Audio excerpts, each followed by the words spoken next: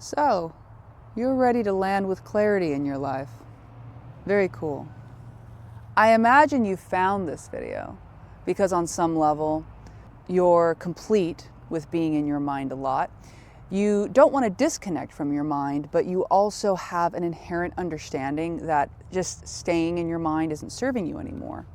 So perhaps you've turned to certain kinds of materials, philosophies, maybe even things like this, to get to the heart, get to the source of how to actually navigate this world in a way that doesn't completely disconnect you from reality, while simultaneously bringing you into more of the present moment, into allowing yourself to respond with, to act with the, let's say, rising knowing that you're feeling connected to in your heart. Because I am being so bold as to say that if you're watching this video, you are aware of your connection in your heart.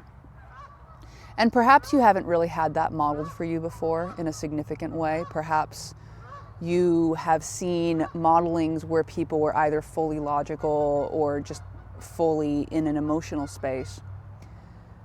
But what if we've arrived at this conversation, that I felt inspired to make this and you felt inspired to listen, because we are more and more aware of a completely new way of operating in this world.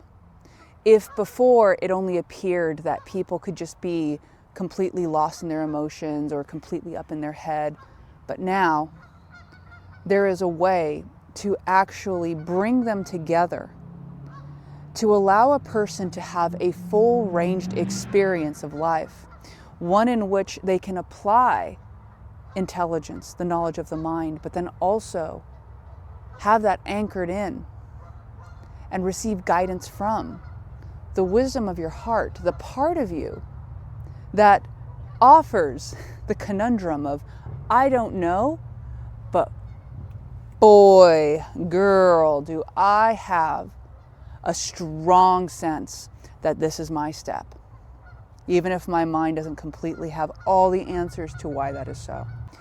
If this is your first time talking about such a subject, I'm going to imagine we'll be able to meet you right where we're at. And further, if you watch this video and let's just say operate with it a bit and then come back to it at a different point, I'm going to imagine you're going to get some additional context when you watch it again. So we're going to do layers here. We're going to be like ogres. We're doing layers. Delightful. I'm Danielle Lynn, by the way. Wonderful to connect with you again and again. I really enjoy these conversations with rad cats such as yourself, who are remembering their, let's say, true nature, who are choosing to be curious and inquisitive in this reality, who are choosing to walk in this world and in your world with more intentionality, and to explore the variety of, well, portals, explorations that are available to you in the sciences and the maths and the arts, in the YouTubes, and all these different places that are seemingly coming together in perfect timing to meet you in the moment. Now, I'm going to go so far as to say that if you're in this moment in the video, please, if you like, invite yourself to take a breath in. Because there's a good chance that your mind may like to process things. And the invitation that you have in this video is to allow your heart to guide you. Now, the mind will have its role, okay? We're going to have a role for the mind. But one of the ways I find that we receive key inspiration, innovation, is within the range of the heart space. And so in this case today, my friend, I am going to point to the pathway of heart-mind coherence. Well, I'm going to invite us to do a little bit of an experiment, if you like. We go ahead and we ask the self, you ready? Self says yes. All right. So then what you can do at this place is, I like to apply a little bit of visualization because we can be very visual creatures. I like to close my eyes and I like to imagine that there is some energy here in the mind's area, and there's some energy here in the heart area. And then when I breathe in, the breath is like the electricity right now. The breath is, in this experiment, acting as the electricity that connects them. So I imagine the breath a bit as like a serpentine dragon that I draw in through my body. And then I imagine almost if I could move the oxygen through my body. If I could imagine that I'm moving, when I breathe in the oxygen, I'm moving it up through the mind, and it's making a circuit, almost like a Mario Kart circuit. And then I breathe down, and it goes down around my heart, maybe even lower around my gut, and then back up. Sometimes I picture this as a figure eight. Sometimes I picture it as a circle. But I breathe in this circular way at the moment, simply acknowledging the energy in the mind and the energy in the heart, and I'm picturing them interconnecting together. Now they are already interconnected, but one might imagine with this deliberate envisioning, and again, I like to use the serpentine dragon visual, it is almost as though I am forging a deliberate path, like I am pointing to the energy, and I am showing it where it might move, and I'm playing with it and assisting it in finding ways in my body to move in harmonious circuitry. It reminds me of when you walk through a path in the forest, and the deer do this. They'll walk through a path in the forest and they'll create little trails because they've, let's say, pushed aside or crushed some of the lower shrubs or the foliage. And these paths, they become natural highways of the forest system. They become the natural highways through which other various creatures may roam and traverse. And in this similar way, when we bring intentionality to our energy, when we bring the intentionality inward, I find our body responds. They say in quantum mechanics, something observed shifts. When you observe it, it shifts. And we do this funny thing sometimes with our mind, where we imagine that we already are doing something, or we imagine we know something, right? Like, oh yeah, I know what I want, or I understand. Yes, I understand these things. But we sometimes will brush them off without, let's say, taking a moment to just go, all right, so if I know these things, let me take a look at this. If I indeed have this circuitry already active, why not simply take a look? And I found in my own life, when I pause and I take a look, a lot of the things that I simply imagined I knew were a bit more abstract in my, oh yes, I know that. And when I actually gave it deliberate focus, I was intrigued to find sometimes how much detail would come to the forefront, either created right there, right then by me in the moment, or simply emerging in my conscious awareness through the principle of me applying my presence in the moment. And what I found this did, in a very practical way, is that it brought to the surface the things that were more, once again, subconscious. The things that my system was inherently running on, which were sometimes like, oh yes, it was running on that. And sometimes it was like, wow, well, that's intriguing. Well, that's interesting. Huh. And the interesting thing about this principle of observation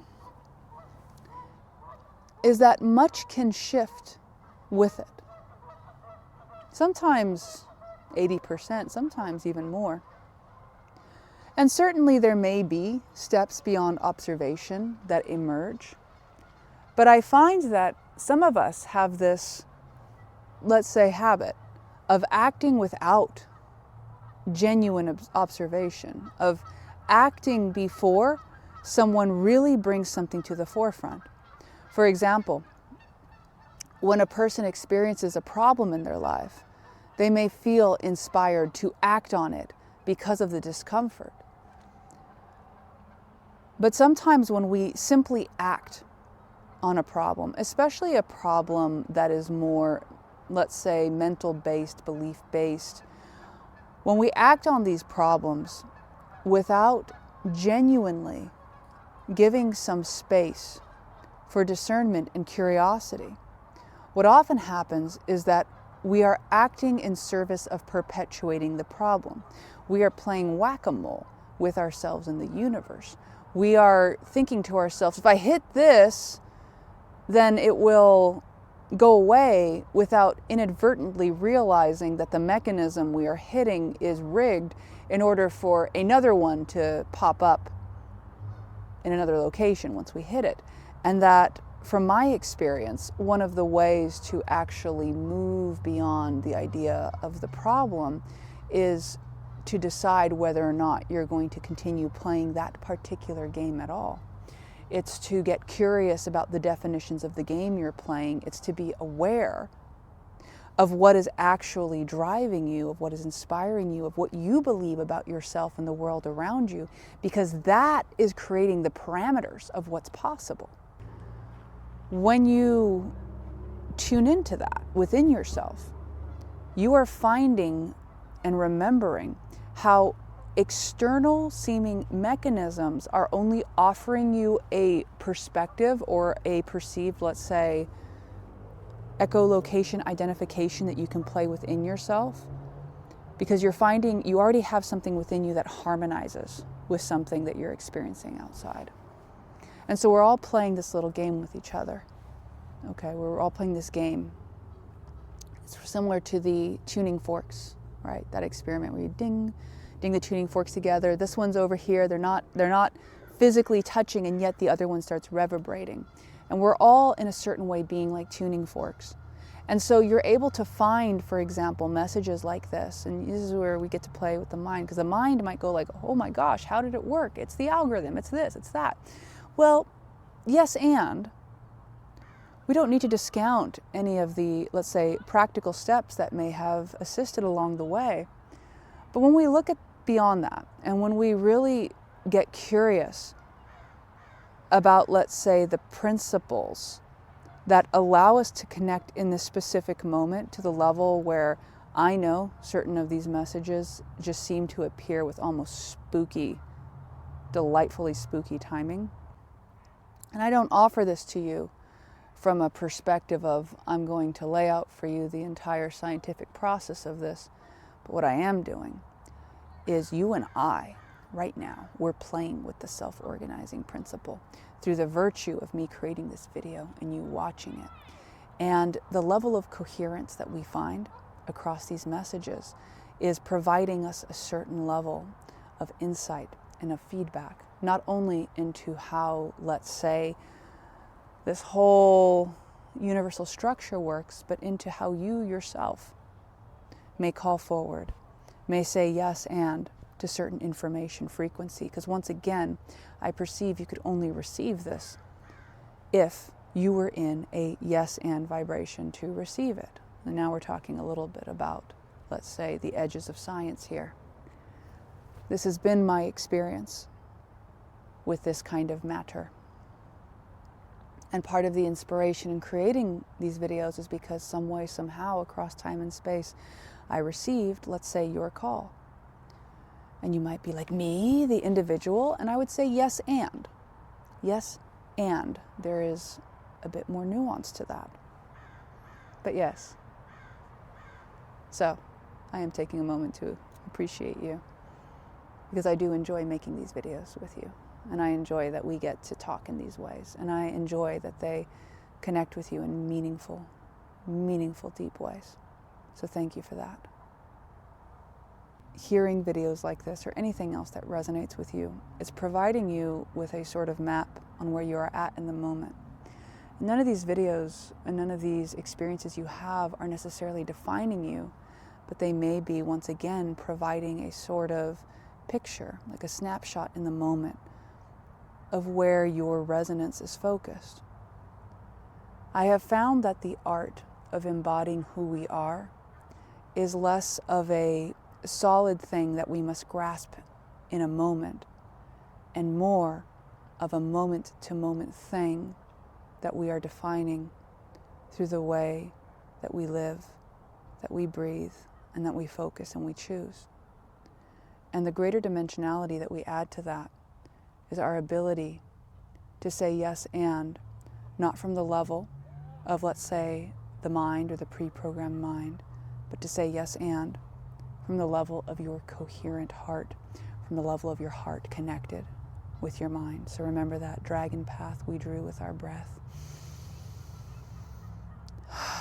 The yes and principle with the mind.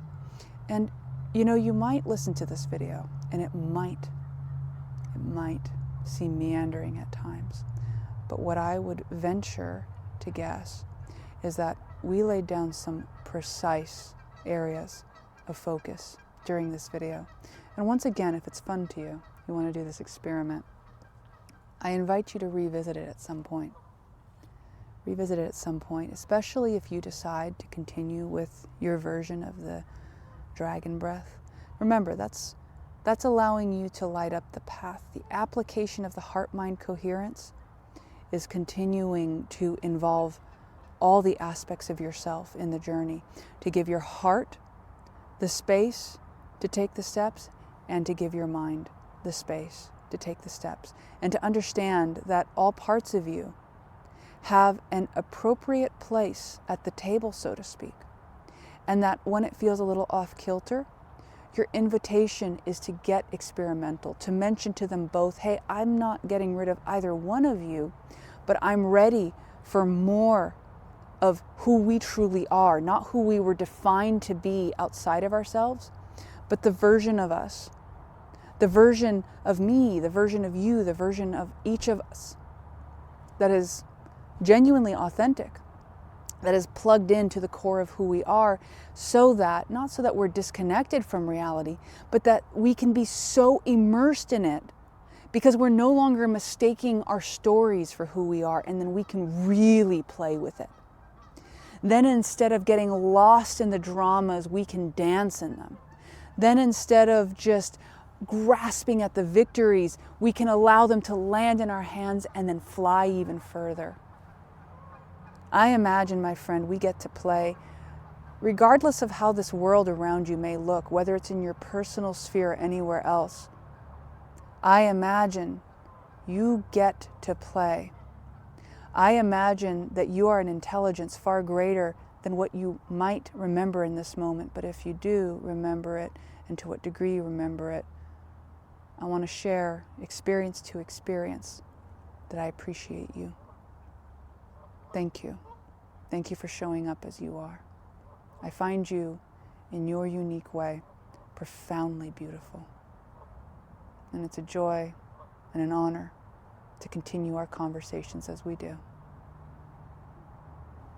If this is a fun sort of experience for you and you'd like more, well, I invite you to continue to subscribe or tune into the channels. Some do like to subscribe, some don't. I invite you to do what feels the most enjoyable for you. And I have some further resources in my description link. One of them is the Flow book. I invite you to check it out. That one is currently a free tool, and so you may check it out. And then in the lab, which is a community area, we actually go deeper into the Flow book. I am currently bringing out some further, let's say, worksheets and reflections for those who like to dive in with this kind of practice. And in all cases, my friend, you rad cat, you, I appreciate you, and I look forward to our next conversation.